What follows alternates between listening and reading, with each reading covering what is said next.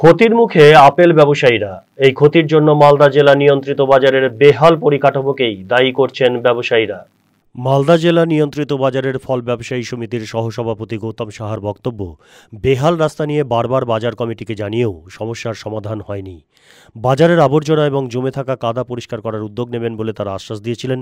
সেই আশ্বাসের পর 2 সপ্তাহ কেটে গেলেও কাদা পরিষ্কারের কোনো উদ্যোগ নেয়নি কমিটি।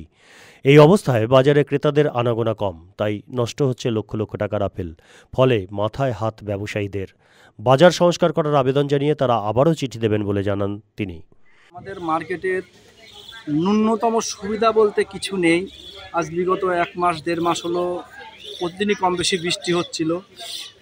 এত রাস্তায় কাদা জমেছে, না রাস্তা আছে, আপনি দেখতেই পাচ্ছেন এদিকে, না কোনো মার্কেটের পরিষেবা আছে, রাস্তা নেই, জল নেই, মার্কেটে কোনো কাস্টমার আসে না। যে মালগুলো আমাদের এসেছিল কোনো কাস্টমার নেয় না, বিধায় সমস্ত মাল পচে গেল। প্রতিটা ব্যবসায়ী প্রচুর ক্ষতির সম্মুখীন হয়েছে, মানে অকল্পনীয়। এত 15-20 বছরে এত ক্ষতি হয়নি আমাদের মার্কেটের।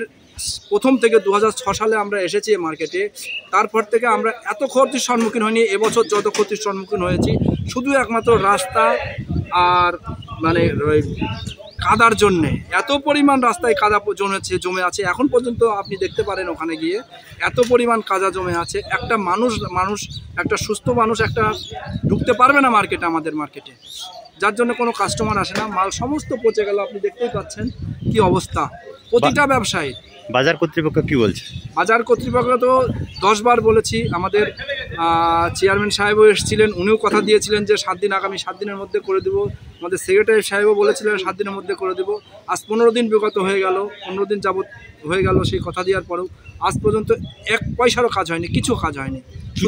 শুধু আশা ছাড়া আমরা 2 বছর 6 সাল থেকে কিছু পাইনি। আবার কি জানাবেন?